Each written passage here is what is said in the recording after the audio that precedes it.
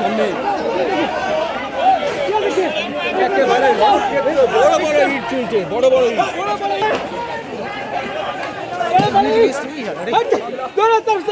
ফের উত্তপ্ত ভাটপাড়া। দ্বিতীয় দফার বিধানসভা নির্বাচনের আগে ফের উত্তপ্ত হয়ে উঠল উত্তর 24 পরগনার ভাটপাড়া জগদ্দল এলাকা।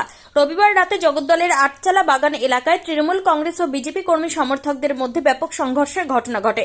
পরিস্থিতি নিয়ন্ত্রণে আনতে এলাকায় নামানো হয়েছে কেন্দ্রীয় বাহিনী ও র্যাফ। স্থানীয় সূত্রে জানা গিয়েছে, সন্ধ্যার পর থেকে দুই পক্ষের মধ্যে বচসা থেকে শুরু হয় চলে সংঘর্ষ।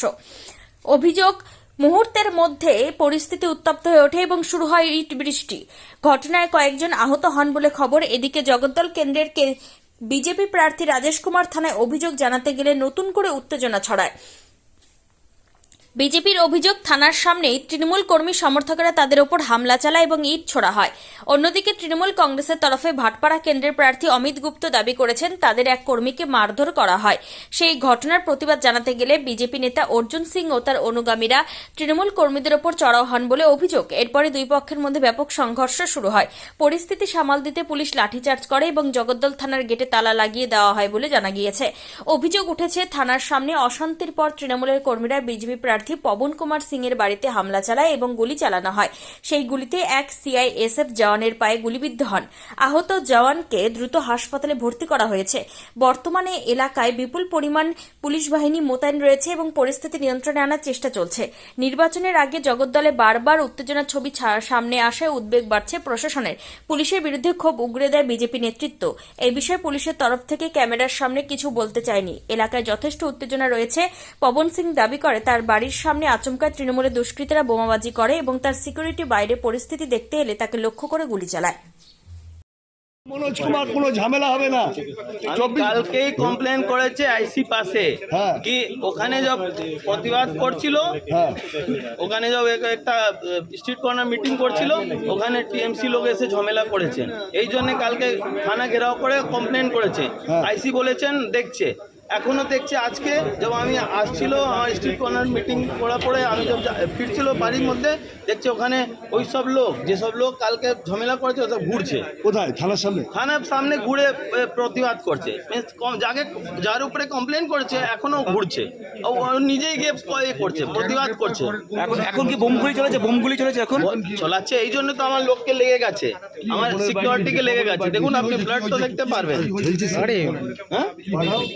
আমার সিকিউরিটি আমার বাড়ির নিচনে বোম চালিয়ে চলতে পারবে। সিকিউরিটি তো এখন নেই। এখন আমি যাচ্ছি ওকে দেখার জন্য। কোথায় লেগেছে গুলি? পবন কোথায় লেগেছে আমি দেখতে পারে আমার উপরে হয়েছে। কেন আমি তো ঝামেলা যখন শেষ হয়ে গেছে, আমি যখন ওখানে গিয়েছে তো দেখতে ঝামেলা শেষ হয়ে গেছে, সব ওখান থেকে ফিরছে। ওর পরে কিছুদের পরে দেখছে আমার বাড়ির নিচনে বম চলেছে, গুলি ফায়ারিং হয়েছে। তুমি কি বাড়িতেই ছিল? আমি জাস্ট এসেছে, হতে পারে 5 সেকেন্ড হয়েছে। জাস্ট আমি এসে আমি যে বাড়ির মধ্যে ঢুকছিল ওই সময় বম চলেছে। গুলিটা কার লেগেছে? আমার সিআইএসএফকে। কি নাম আছে?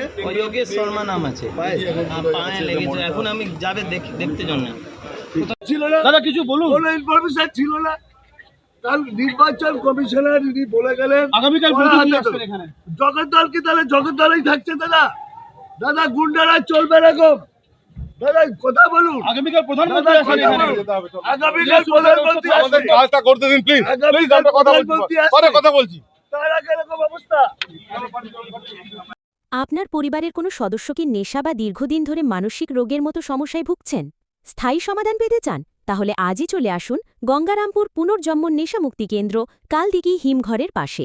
এখানে নেশা, মানসিক রোগের চিকিৎসা, পুনর্বাসন, মেডিটেশন, যোগব্যায়াম, কাউন্সেলিং ও ডাক্তারের পরামর্শ দিয়ে রোগীকে সুস্থ করে তোলা হয়। আপনার প্রিয়জনকে সঠিক পথে ফিরিয়ে আনতে সর্বদা পাশে আছে গঙ্গারামপুর পুনর্জন্ম ডি অ্যাডিকশন সেন্টার এবং চ্যারিটেবল ট্রাস্ট। আমাদের ঠিকানা দক্ষিণ দিনাজপুর, গঙ্গারামপুর, কালদিঘি হিমঘরের পাশে। যোগাযোগ 8670149220।